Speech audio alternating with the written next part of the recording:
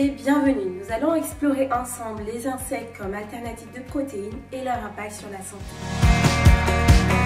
Saviez-vous que des milliards de personnes consomment déjà des insectes?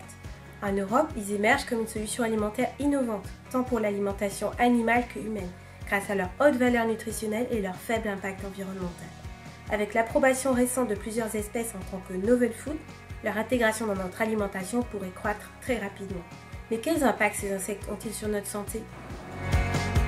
Nous travaillons sur cette problématique depuis 2019 à Sekali. Au travers d'une dizaine de projets, nous avons identifié, priorisé et évalué des dangers biologiques. Et nous avons trouvé une liste assez longue de dangers pathogènes pour l'homme. Mais cela a reposé sur très peu de données. Nous avons donc dû mener nos propres recherches et expérimentations. Suivez-moi, je vous invite à découvrir les coulisses de nos activités.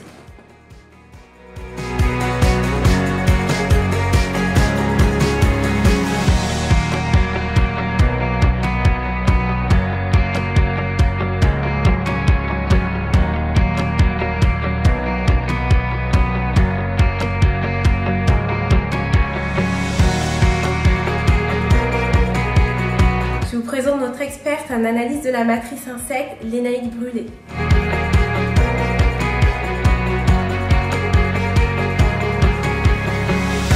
Nous sommes d'abord partis rechercher les pathogènes majeurs de 3 espèces d'insectes, Aketa domesticus, Tenebrio molitor et Hermesia illucens.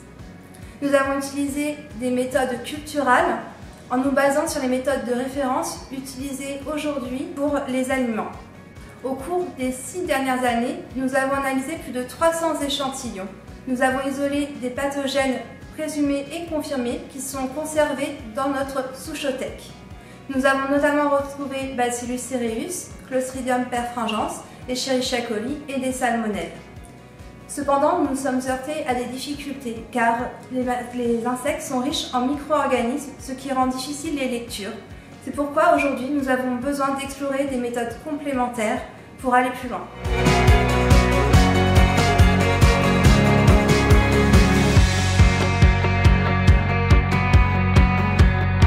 Pour garantir la sécurité des produits dérivés d'insectes, il est essentiel d'analyser les communautés microbiennes lors de l'élevage et de la transformation.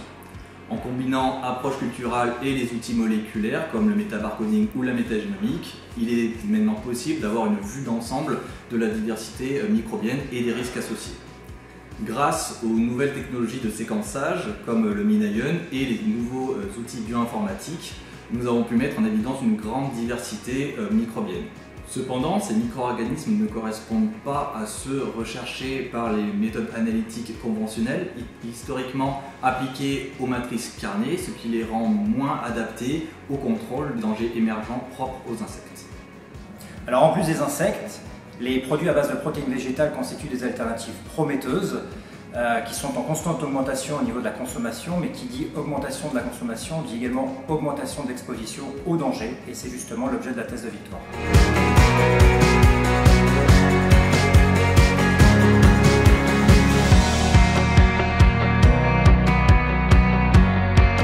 Dans le cadre de ma thèse financée par Oniris Bataillon Bio et Région Pays de la Loire, nous allons évaluer la diversité microbienne de ces alternatives végétales et insectes.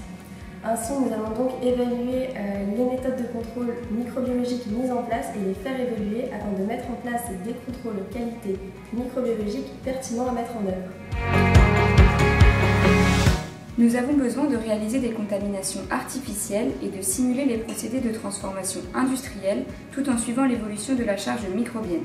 Pour cela, nous réalisons des challenge tests. Dans notre projet d'études d'ingénieurs, nous fabriquons de la poudre d'insectes et nous suivons tout au long des différentes étapes plusieurs paramètres clés comme la température, la charge microbienne ou les micro-organismes inoculés. Nous combinons ces résultats à ceux estimés grâce aux outils de microbiologie prédictive afin de trouver des paramètres optimisés de transformation et ainsi sécuriser le produit. Un résultat important porte sur le séchage. Même lorsqu'il est réalisé à 150 degrés pendant 5 heures, ce n'est pas suffisant pour inactiver des salmonelles si le produit est contaminé. Il est donc essentiel d'ajouter une étape d'ébouillantage.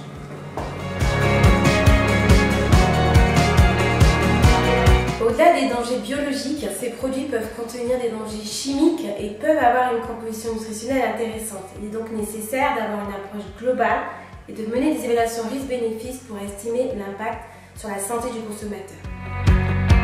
Hello, my name is Martina. I come from Croatia, from Croatian Agency for Agriculture and Food. And here in France, I'm working on risk-benefit methodology. I'm actually learning how to switch beef for more sustainable dietary options like vegetables or insects.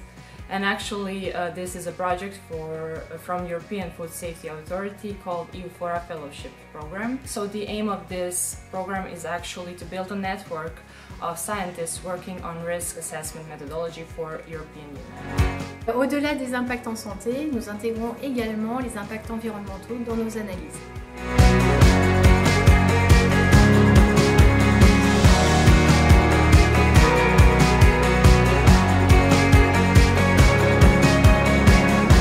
My PhD project aims to develop safe, nutritious, sustainable, and appealing insect-based food alternatives for Chinese and French market, based on multi-criterion and lysis approach.